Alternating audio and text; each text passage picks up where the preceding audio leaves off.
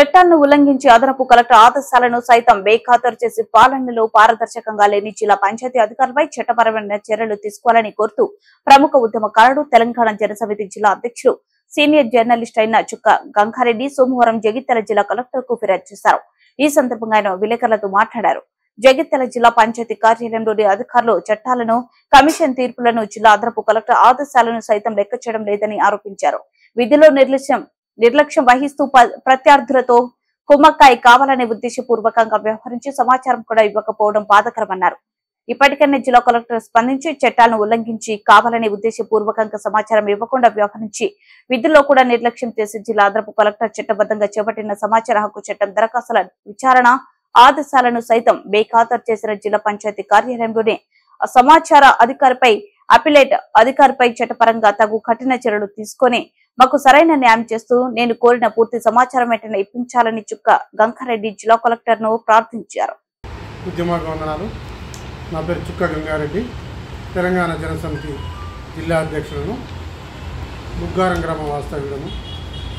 అంటే జగిత్యాల జిల్లా పంచాయతీ అధికారి కార్యాలయంలో అవినీతి రాజ్యమేలుతూ ఉంది. మరి వారి అవినీతికి నిదర్శనం మాకు సమాచార హక్కు చట్టం ద్వారా కోరిన సమాచారం ఇవ్వకపోవడమే తెలియపరచక తప్పడం లేదు. ఎందుకంటే అనేక ఫిర్యాదులు జిల్లా పంచాయతీ అధికారి కార్యాలయంలో పేరుకుపోయి పెండింగ్లో ఉన్నాయి. మరి సమాచార హక్కు చట్టం కమిషనర్ కార్యాలయం హైదరాబాద్ నుండి ఎన్నెన్నో తీర్పులు వచ్చినప్పటికి కూడా వాటిని బేఖాతరు చేస్తూ ఇప్పటి వరకు సమాచారం ఇవ్వలేదు. అంతేకాకుండా జిల్లా పంచాయతీ అధికారి కార్యాలయంలోని ప్రజా సమాచారాధికారి మరియు అప్పిలేట్ అధికారులు మేము ఎన్నిసార్లు ఎన్ని సమాచార హక్కు చట్టం దరఖాస్తు చేసి సమాచారం కోరినా మాకు గత 4.5 సంవత్సరాల నుండి ఎలాంటి సమాచారం ఇవ్వడం లేదు.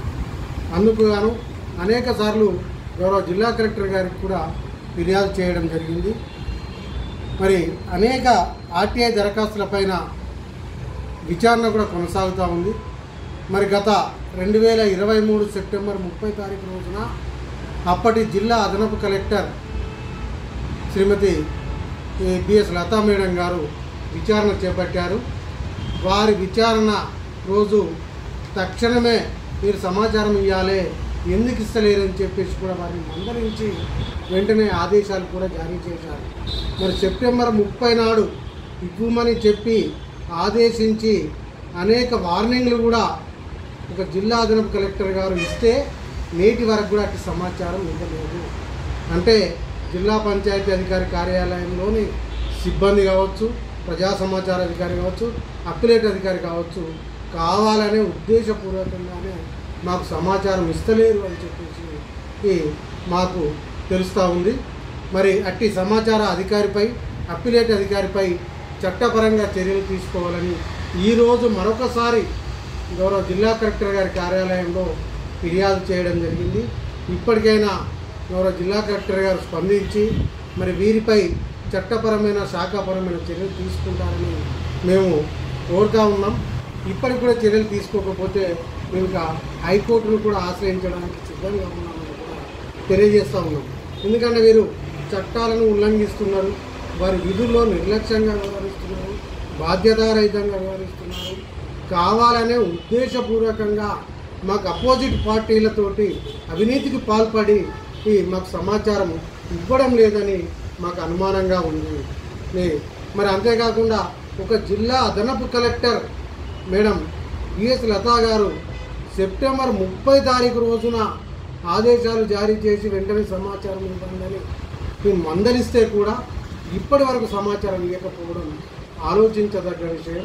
అందుకొరకే ఇప్పటి వరకు సుమారు 7 నెలల పాటు వేచి చూసి ఈరోజు మరొకసారి కూడా ఫిర్యాదు చేయడం జరిగింది.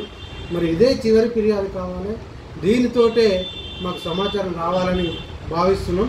ఒకవేళ రాకపోతే మాత్రం మేము హైకోర్టును తప్పకుండా ఆశ్రయించి ఈ జిల్లా పంచాయతీ అధికారులపైన, అలాగే కలెక్టర్ కార్యాలయంలో ఉన్న అధికారులు కూడా నిర్లక్ష్యంగా వ్యవహరించకుండా ఉండాలని చెప్పేసి కోరుతూ ఉన్నాం. వారు కూడా అలాగే చేస్తే మాత్రం హైకోర్టులో వారందరిపైన కూడా పిటిషన్ చేస్తామని ఈ సందర్భంగా హెచ్చరిస్తామని